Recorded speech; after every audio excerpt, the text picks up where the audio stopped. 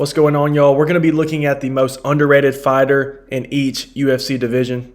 As you can see by the thumbnail, we got GOAT Law, incoming welterweight champion, the most underappreciated fighter in UFC history. Nah, but I'm kind of joking, but Belal Muhammad is not as boring as people are saying. I think Leon Edwards is more boring than him. But anyway, let's get into it. Starting off with Flyweight, we've got Steve Erceg. Now, Steve Erceg is not nearly as underrated as he was because we all kind of saw how good he was in the title fight with Pantoja that he arguably won, but I still think he is underrated. I think he might be the second best fighter in that division. I think he has a real chance to become the new champion if he gets another shot. He's only had a handful of fights in the UFC, I think maybe 4, but he's looked very impressive. He's massive for that division. He's ranked number 9, but honestly, I think he beats just about every ranked guy ahead of him. And he does have an upcoming fight with Kai France at UFC 305. And I do believe Steve Erceg is going to get that one done. And I think he's going to be right there knocking at the door for another title shot. But this man, Steve Erceg, a.k.a. Michael Scott, might be the best striker in that division. He's got some serious pop in his hands. And if he fights Pantoja again, I think he might have the ability to put him out cold this time. Pantoja relies way too much on his chin, just walking forward, taking shots. He's going to get dropped sooner or later. I think Steve Erceg is the guy to do it. Let's move on to that Bantamweight division. We've got Petr Yan. Yes, I know. Everybody knows Petr Yan is very good. But I think people are forgetting just how good this dude is. I know he was on a 3-fight losing streak not too long ago. He did get back in the win column against Song Yadong. Just outboxed him. But I think Yan is still one of the best bantamweights in the world. He had a razor-close fight with Sean O'Malley, a fight which everybody thought he won, including myself. But besides O'Malley and Merab, I think Petr Yan could clear out this division. I don't know about y'all, but I want to see Yan versus O'Malley too. You know what? Let's just take the judges out of the equation. Fight to the death. Petr Yan versus Sean O'Malley. Let's see who the better striker is or who the better fighter is. We've been having way too much controversy recently in the UFC. I do not know what's going on with these judges scoring. But this was a close fight. I don't think it was necessarily a robbery. I do think Yan won, but I think the term robbery gets thrown around too much. I think it was a super close fight that could have gone either way. But anyway, I kind of want to see Yan get his belt back. I want to see him fight for the title again in the upcoming future. I think he's the most underrated fighter in this division because I think people are sleeping on this man and people forget just how good he is. All right, let's move on to the featherweight division. I've got Aljamain Sterling. Now, I know a lot of people do not like Aljamain Sterling because of what happened with him and Yan. But it is what it is. Aljamain Sterling now moved up to the featherweight division, and he looks really good in my opinion.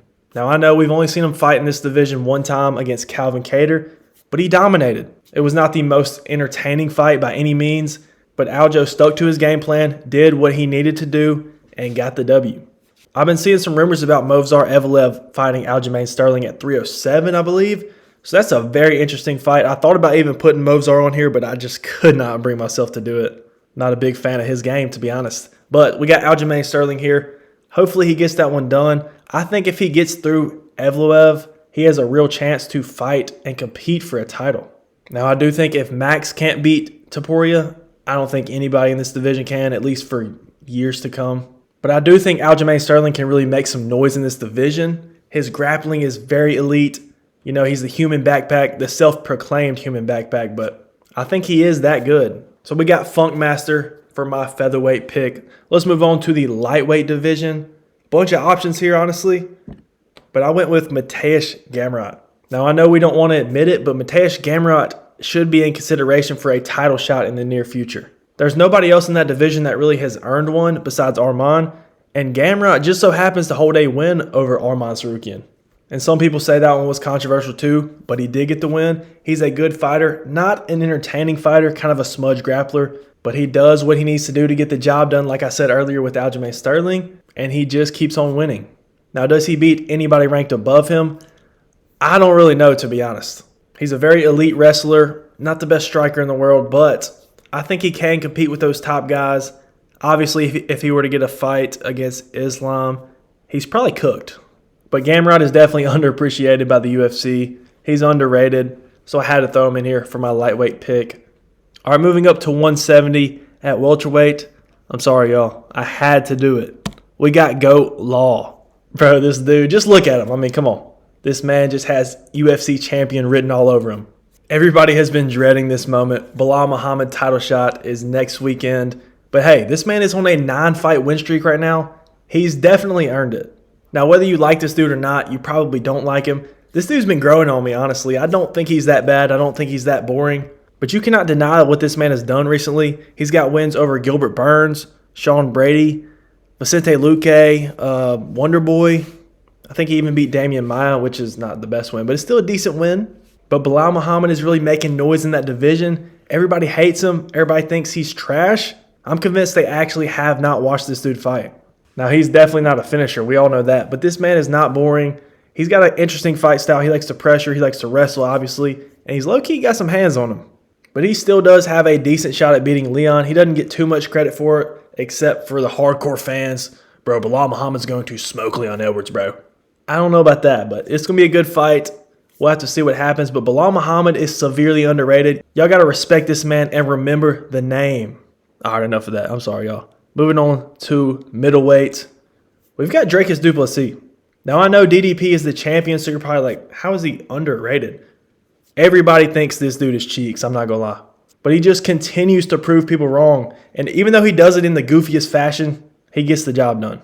This man knocked out Robert Whittaker, which nobody thought he was going to win that fight. And then he beat Sean Strickland in a controversial fight also. I think he has a pretty decent shot to beat Israel Adesanya as well. Honestly, Dricus is kind of a likable guy. I saw this dude on The Masked Singer and I fell in love. Oh, whoa, wait, hold up. He talks trash, but kind of in a funny way. But anyway, Dricus has such an awkward, goofy goober style that somehow works. I don't know. But he does not get any respect. I see everybody with Dricus Du Plessis at the bottom of their list when it comes to UFC champions. I think there's even some non-champions that are ranked above him in pound for pound, that's all right. But this man gets no credit, I'm not going to lie. I feel like I'm glazing this dude a little too much. I do want Izzy to knock him out and become champion again, but we'll have to see what happens. That's really a tough fight for both guys. I don't know who I'm going to pick yet, but DDP is definitely underrated. Let's move on to light heavyweight. I got Jan Blachowicz. I know this dude is getting up there in age. I think he might be in the 40s by now. He might be close to that, a little bit under that. I don't know. But Jan Blachowicz is still elite. He's a former champion. We all saw him against Alex Pereira. He put up a great fight. He just gassed out. And honestly, if he did not gas out, he's winning that fight. Jan Blachowicz is one of the best strikers in that division. Probably the second best striker in my opinion. But he out-wrestled Alex Pereira, which is not anything crazy. But this man's got some decent grappling for that division. That division is pretty lackluster when it comes to grappling. But I think Jan Blachowicz actually has all the tools to become champion again. We saw him also in a great fight with Magomed Ankalaev. I think Ankalaev won that fight. Jan Blachowicz was beating him up early, tearing him up with those leg kicks. But he's had two really close fights with the top guys in that division, in Pereira and Ankalaev.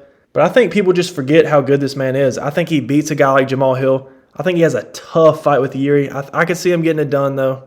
And then I think he beats everybody else in the rankings below that. But Jan Blachowicz is low-key one of the best strikers in the UFC. I'd probably give him top 20 or so. I know he's older. He's probably a little bit past his prime. But this man is still one of the best fighters in that division. I think people forget just how good this man is. Let's move on to heavyweight. The most underrated heavyweight on the planet right now. This one might piss some of y'all off, but I've got Gelton Almeida. Mr. Smudge, grappler. Honestly, that is a false narrative. This dude finds a lot of finishes. A lot of people are saying he got fraud checked by Curtis Blades, which I just do not think is true. A fraud check is not when you're fighting somebody who's a top 5 contender. Let's be real. And on top of that, that's just a rookie mistake by Almeida. You got to get your head out of there. Sitting on a single leg, just taking big shots from a heavyweight, bro. Now, I'm not even a Gelton Almeida fan. I really don't like him that much. But when you're a wrestler in the heavyweight division, you're going to find plenty of success. He's a very big guy. He took down Curtis Blades 7 times in the first round, which is crazy. Curtis Blades is known as the best wrestler in that division as well. So that's super impressive. As long as Tom Aspinall and John Judge are there, I think he doesn't beat either one of those guys. But I think he can beat every other fighter in the heavyweight division. This man's wrestling and grappling is elite. I know y'all hate to admit it, but we have to recognize it. And if you think he's boring, you can look at the stats right here. 7 wins by KO, 13 by submission, and 15 of those are first-round finishes. Now, I know a lot of people are going to disagree with me and say he's overrated. That's cool. Let me know what else you disagree with. That's going to be it for me. Make sure to drop a like on the video. Subscribe if you're new. We out.